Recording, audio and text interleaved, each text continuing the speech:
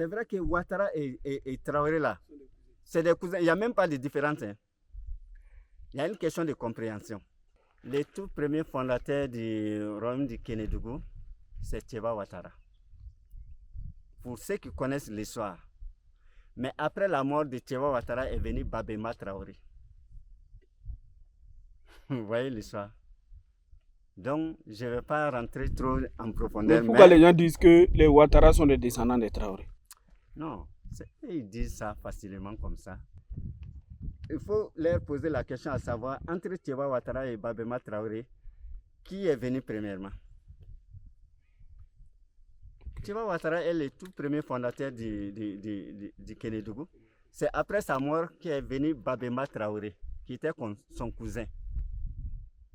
Vous voyez l'histoire. C'est vrai que Ouattara et Traoré là, c'est des cousins. Il n'y a même pas de différence. Hein. Il y a une question de compréhension. Parce que quand le colon est arrivé, après la mort de Thiéba Ouattara, on a posé la question à savoir qui est l'actuel roi maintenant, après la mort de Thiéba Ouattara. Qui est l'actuel chef? Dans les réponses là, on ne parlait pas les mêmes langues. On dit c'est un autre Ouattara. Un autre Ouattara, quand tu traduis ça en Bambara, Ouattaraouéré. Vous voyez?